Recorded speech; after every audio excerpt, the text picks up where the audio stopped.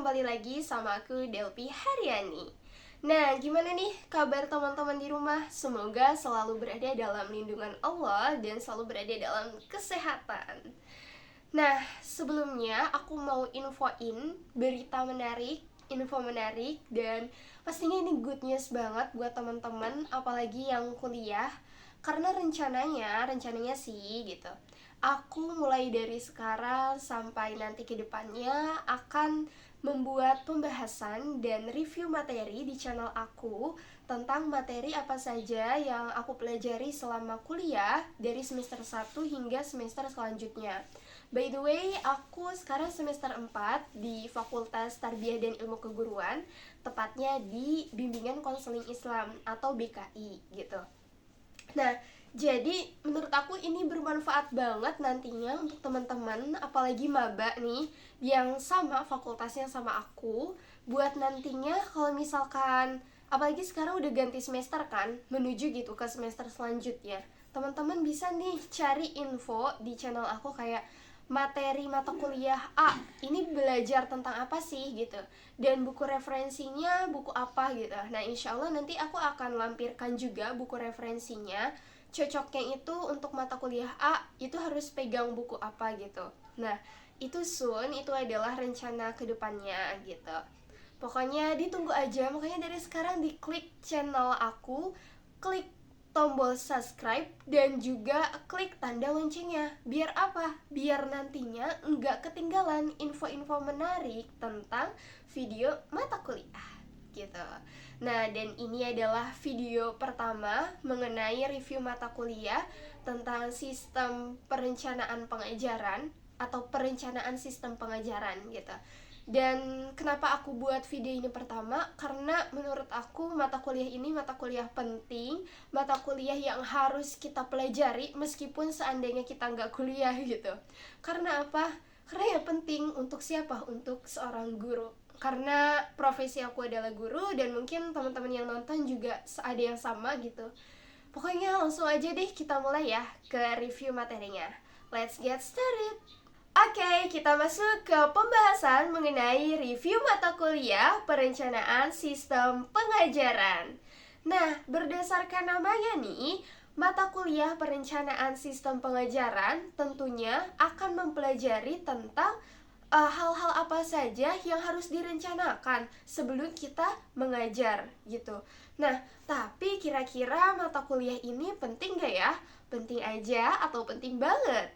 Nah, kalau menurut aku sendiri sih, ini penting banget.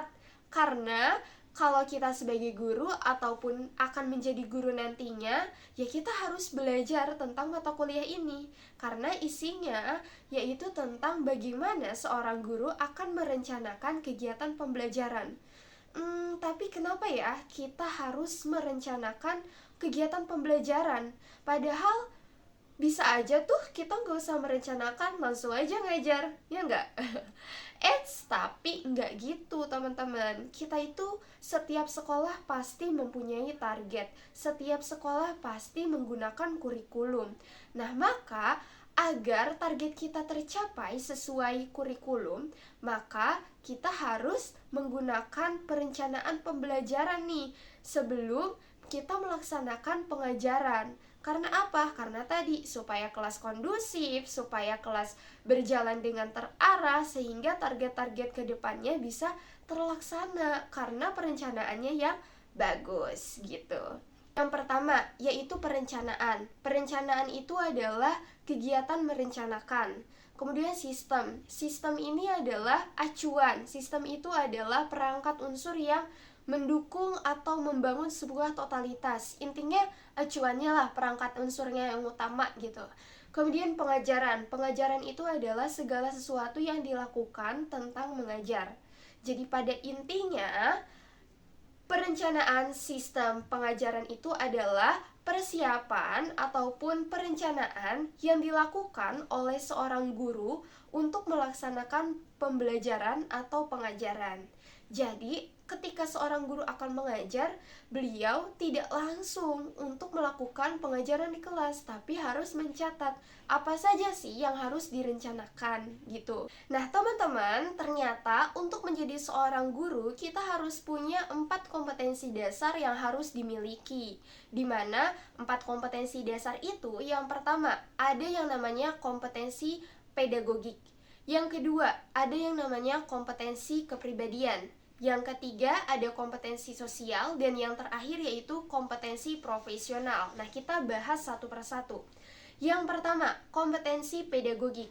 Kompetensi pedagogik ini berhubungan dengan bagaimana guru itu bisa memanajemen kelas dan mengelola kelas. Kemudian yang kedua, kompetensi profesional. Kompetensi profesional ini bagaimana seorang guru bisa menguasai materi dan bisa menyampaikan materi tersebut dengan mengesankan gitu. Kemudian yang ketiga yaitu kompetensi sosial. Kompetensi sosial ini berhubungan dengan bagaimana seorang guru bisa berinteraksi dengan siswa dan masyarakat yang ada di sekolah. Kemudian yang terakhir yaitu kompetensi kepribadian. Kompetensi kepribadian ini berhubungan dengan kepribadian seorang guru yang harus dicontoh oleh anak-anak. Kayak misalnya di kedisiplinan, kemudian ramah, sikap baik, dan sebagainya. Nah, jadi 4 kompetensi dasar itu harus dimiliki oleh seorang guru. Nah, itu FYI aja sih, for your information gitu. Nah, selanjutnya, dulu pernah ada yang nanya ke aku, ataupun mungkin teman-teman pernah juga ditanya kayak gini, Del, kamu kan introvert, kok bisa sih mengajar? Gitu katanya. Nah, teman-teman, seorang introvert atau ekstrovert itu bisa saja mengajar. Karena bukan dinilai dari dia itu pendiam ataupun enggak gitu, tapi dinilai dari konsep atau prinsip dasar mengajar. Jadi guru itu punya prinsip dasar mengajar yang menjadi dasar untuk nantinya seorang guru bisa mengajar gitu. Apa aja? Ada 6 poin. Yang pertama ada motivasi. Jadi guru itu harus punya motivasi. Kalau dia udah punya motivasi, nanti kedepannya akan mudah. Ini jadi modal awal. Kemudian yang kedua belajar. Guru itu harus mau belajar. Guru itu nggak boleh lelah belajar. Karena kan kita mengajar. Mengajar itu adalah belajar kembali gitu. Bener gak? Kemudian yang ketiga itu harus mampu berbicara di depan. Jadi mau introvert atau extrovert, kalau dia bisa berbicara di depan umum, ya nggak masalah. Dia punya modal utama untuk mengajar. Kemudian yang keempat ini adalah peduli. Guru itu harus peduli. Kalau dia nggak peduli, berarti bagaimana dia akan mengajar kepada orang lain?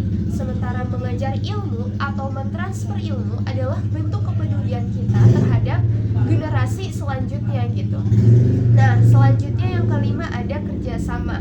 Guru itu harus bisa kerjasama dengan siswa dan siswi yang nantinya akan diajarkan. Dan yang terakhir, yang keenam yaitu aktif. Jadi guru itu harus aktif, tidak pasif. Makanya nanti ada yang namanya evaluasi kan setiap setelah mengajar. Misalnya evaluasi bulanan gitu. Kira-kira apa nih? Evaluasi itu kan pengukuran ya. Jadi ketika kita mengajar, apakah ilmu yang kita transfer kepada anak sudah masuk atau belum, itu akan dievaluasi gitu. Nah, tentang evaluasi inilah yang akan dibahas di mata kuliah perencanaan sistem pengajaran gitu. Jadi pada intinya teman-teman, mata kuliah perencanaan sistem pengajaran itu membahas tentang konsep pengajaran, materi pembelajaran, strategi pembelajaran, metode pembelajaran, langkah-langkah menyusun evaluasi, kemudian bahan, media, dan sebagainya seperti apa, termasuk kurikulum. Itu pembahasan mengenai kurikulum dibahas di mata kuliah sistem perencanaan pembelajaran ini gitu. Nah, teman-teman, ngomongin tentang evaluasi, biasanya sih sebagai seorang guru kadangkala kita lebih mengevaluasi ke apa metode pembelajarannya kurang tepat ya. Apa nih perencanaan yang kurang atau yang belum maksimal. Nah, biasanya sih dari model pembelajarannya. Nah, di sini aku punya buku. Ini adalah buku ensiklopedia metode pembelajaran inovatif Ini menurut aku referensi buku yang wajib teman-teman punya. Kenapa? Karena ini disertai dengan 61 metode. Bayangkan, 61 metode yang teman-teman bisa baca dan teman-teman mungkin bisa ambil beberapa untuk diterapkan di dalam kelas. Kayak kira-kira kayaknya metode ini cocok deh diterapin di kelas aku. Atau kayaknya enggak deh, metode ini kayaknya kurang cocok. Ya kalau kurang cocok bisa dicari lagi gitu. Dan kabar terbaik ya buat teman-teman yang kurang suka untuk baca, di sini ada barcode.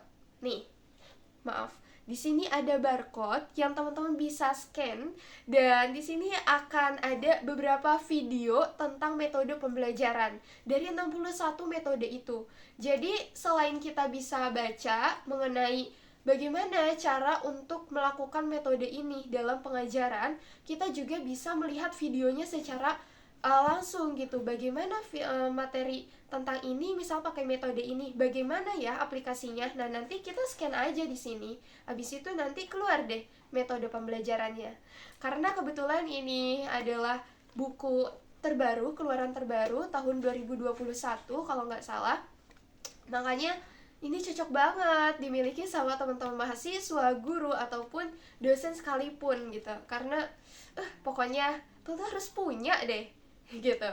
Nah, di sini juga aku sukanya dari video ini, aku sukanya dari si buku ini. Buku ini itu dijelaskan di dalamnya gimana cara kita mengajar menggunakan metode tersebut disertai dengan kelemahan dan kelebihannya. Jadi ketika kita baca, oh ternyata kelemahannya ini, oh ternyata kelebihannya ini. Jadi lebih memudahkan kita gitu. Bener gak? Lebih memudahkan untuk tahu gitu metode yang pas gitu untuk kita ajarkan ke siswa-siswi di kelas gitu. Pokoknya ini buku ensiklopedia metode pembelajaran inovatif banget, sesuai dengan zaman sekarang gitu lah, oleh Ali Murtada dan Zainal Akib gitu. Pokoknya nanti aku akan sisipkan juga referensi buku yang lain dari tiap mata kuliah. Pokoknya teman-teman jangan lupa deh untuk subscribe dan tap tombol loncengnya ya. Awas jangan lupa. Nah, ngomongin tentang kurikulum nih, sebetulnya kurikulum itu apa sih? Mungkin ada yang belum tahu. Kurikulum itu adalah sebuah acuan. Kurikulum itu adalah sebuah panduan yang mana di dalamnya berisi sebuah sistem yang mengatur guru, kepala sekolah, sistem pembelajaran, dan lain sebagainya yang berhubungan dengan sekolah. Dan yang pasti, semua komponen dalam pendidikan harus mengikuti kurikulum. Tapi teman-teman, tenang, kurikulum ini tujuannya baik. Kurikulum bertujuan untuk mewujudkan cita-cita bangsa sesuai yang tertuang dengan Undang-Undang Nomor 20 gitu. Nah, kalau mungkin teman-teman bingung, kok kurikulum selalu diganti ya setiap Menteri Pendidikan diganti? Nah, tapi jangan khawatir, karena kurikulum itu tidak ada yang lemah. Kurikulum itu bagus semuanya. Kalaupun dirasa kurang maksimal, mungkin cara pelaksanaannya saja atau cara pengaplikasiannya saja yang kurang maksimal. Bukan kurikulumnya yang jelek, tapi kurikulum semua itu bagus gitu. Nah, teman-teman, ngomongin tentang kurikulum nih, kurikulum yang dipakai sekarang kan kurikulum Merdeka. Nah, kurikulum Merdeka ini bagaimana sih cara kita sebagai seorang guru untuk merencanakan pengajaran berdasarkan kurikulum Merdeka? Oke, jadi ada beberapa tahapan, teman-teman, yang bisa kita gunakan dalam merencanakan pengajaran. Yang pertama, kita harus tahu dulu nih, bagaimana sih capaian pembelajarannya. Kita harus cari tahu bagaimana capaian pembelajarannya. Kemudian yang kedua, baru kita rumuskan tujuan pembelajarannya apa saja. Yang ketiga, setelah itu kita susun alur tujuannya seperti apa. Alur tujuan pembelajarannya itu mau kayak gimana gitu. Kemudian yang terakhir, yaitu baru deh kita merancang pembelajaran gitu.